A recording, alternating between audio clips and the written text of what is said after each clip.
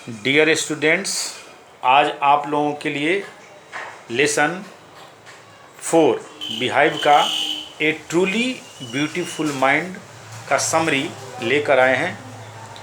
ए truly beautiful mind शीर्षक जैसे ही आता है तो इस लेसन में निश्चित तौर पर हम लोग अल्बर्ट आइंस्टाइन के बारे में पढ़ेंगे।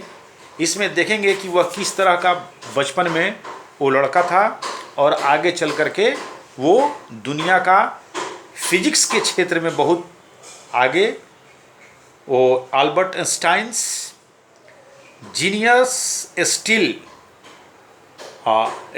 रिजिम्स माने वो एक बहुत कुशाग्र बुद्धि का लड़का हुआ, लेकिन उसका बचपन कैसे था यहाँ से शुरू करते हैं। अल्बर्ट आइंस्टाइन का जन्म 14 मार्च 1879 को जर्मनी के उल्म नामक स्थान पर हुआ था। वह एक सामान्य सा दिखने वाला बालक था।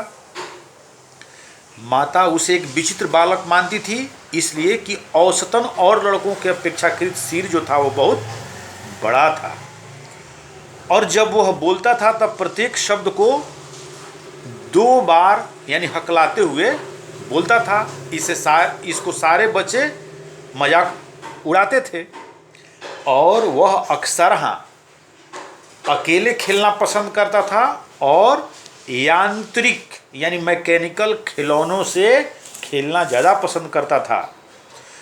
जब वह 15 वर्ष का था तब उसने वायलिन बजाना सीख लिया था। हम आपको बताते चले कि शुरू में वो विद्यालय तो गया था, लेकिन कुछ दिन के बाद जाने के बाद वो विद्यालय छोड़ दिया था। क्यों? क्योंकि स्कूल में जो कठोर अनुशासन, प्रतिबंध, डिसिप्लिन इत्यादि की बात बताई जाती थी, अल्बर्ट आइंस्टाइन को यह बिल्कुल पसंद नहीं था, इसलिए वो स्कूल जाना ही छोड़ दिया। लंबे वार्तालाप के बाद पश्चात वह स्विट्जरलैंड में अपनी पढ़ाई को जारी रखने के लिए सहमत हो गया। गणित में तो वह बहुत विशिष्टता प्राप्त था तथा भौतिकी में भी उसको बहुत ज़्यादा रुचि थी। हाई स्कूल परीक्षा पास करने के बाद उसने ज्यूरिख विश्वविद्यालय में प्रवेश लिया, जहां उसे एक मिलेवा नामक सहपाठी से उसको ज़्यादा लगाव हो गया, अर्थात प्रेम हो गया। उसने उसमें एक साथी ढूंढ लिया। वह एक युवा सर्बियाई लड़की थी, सर्बियन थी। वह बहुत ही बुद्धिमान थी। उन दोनों में प्यार हो गया और दोनों ने आगे चलकर 1903 में शादी भी कर लिए, यद्यपि उनकी माँ इस शादी से खुश नहीं थी। इसका कारण ये था कि उसका उम्र जो था वो बहुत ज़्यादा था आइंस्टाइन से, लेकिन इसके बावजूद वो परिवार से खिलाफ जाकर अल्बर्ट आइंस्टाइन ने उससे शादी कर लिया। आगे चल करके उस कार्य आगे एक पेटेंट कार्यालय में उनको नौकरी भी यही अल्बर्ट आइंस्टाइन है, यानी 1900 में यहाँ पर ऐसे दिखाई दे रहे थे और यहाँ पर 1955 में अल्बर्ट आइंस्टाइन। इनका जो बाल जो था वो विचित्र प्रकार का था। इनका तुलना शायद ही दुनिया का कोई व्यक्ति जो है वो कर सके। बाल को लेकर के इनका हेयर स्टाइल गजीब तरह का था। तो इनको नौकरी मिली। उसका कार्य दूसरे लोगों के आविष्कारों का मूल्यांकन करने का था। वह गुप्त रूप से अपने सिद्धांतों को भी माने नौकरी भी करता था और अपने सिद्धांतों को विकसित भी करता था। एक स्पेशल दराज रखे हुए था, इसमें जो कुछ शोध करता था उसका फैकल्टी वो अलग एक बना करके रखे थे। यही नहीं, 1915 ईस्वी में उन्होंने सापेक्षता के सामान्य सिद्धांत का प्रकाशन किया, जिसने गुरुत्व बल की एक नई व्याख्या की। गुरुत्व बल की एक नई व्याख्या की। आइंस्टीन ने सही गणना कर ली थी कि स्थिर सितारों से कितने समय में सूर्य गुरुत्व बल के कारण प्रकाश का अपवर्तन होता है। 1921 ईस्वी में आइंस्टीन को भौतिकी के लिए नोबेल पुरस्कार मिला। यही नहीं, 1933 ईस्वी में जर्मनी में नाजी पार्टी सत्ता में आई। आइंस्टीन जर्मनी छोड़कर अमेरिका चले गए।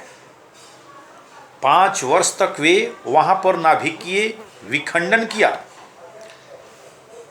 तो अमेरिका के भौतिकी शास्त्री परेशानी में आ गए। उसने अपने कलीग की सलाह पर आइंस्टीन ने अमेरिका के राष्ट्रपति रूजवेल्ट को परमाणु बम के भारी खतरे के बारे में जानकारी दी। अल्बर्ट आइंस्टाइन ने पत्र लिख करके बताया। उसके शब्दों में रूजवेल्ट को प्रभावित किया। अमेरिका वालों ने एक गुप्त योजना बना करके खुद एक परमाणु बम को विकसित किया और 1945 में ले जाकर के उसको जापान के नागासाकी और हिरोशिमा पर गिरा भी दिया। आइंस्टाइन युद्ध को तबाही से बहुत अधिक विचलित हो उठे थे। इस बार उसने संयुक्त राष्ट्र के नाम एक लंबा पत्र लिखा, जिसमें उसने सरकार बनाने का प्रस्ताव रखा, माने कि एक ऐसा संस्था बने जो विश्वव्यापी हो। आइंस्टाइन राजनीति में और अधिक ध्यान देने लगे थे और उसने ख्याति कोश, शांति और लोकतंत्र की स्थापना में प्रयोग किया। अंततः 1955 में 76 वर्ष की आयु में अल्बर्ट आइंस्टाइन की मृत्यु हो गई। अल्बर्ट आइंस्टाइन की मृत्यु हो गई। लोगों ने उसे एक महान वैज्ञानिक के साथ साथ एक भविष्य दृष्टा तथा विश्व नागरिक के रूप में भी याद किया और याद किया आगे भी जाएगा। तो आपको समझते देर नहीं लगना चाहिए कि इस चैप्टर का नाम ए ट्रूली ब्यूटीफुल माइंड क्यों पड़ा, क्योंकि वो जो था एक आइंस्टाइन एक कुशाग्र बुद्धि का था। यद्यपि बचपन में उसकी स्थिति ठीक नहीं थी, 2.5 वर्ष तक तो वो कुछ बोल ही नहीं रहा था, लेकिन वो व्यक्ति आगे चल कर के एक सूत्र का प्रतिपादन किया जो हम आप लोगों को ऊपर में भी बता दिए, E=mc², जो फिजिक्स और दुनिया के लिए एक बहुत बड़ा देन था। धन्यवाद।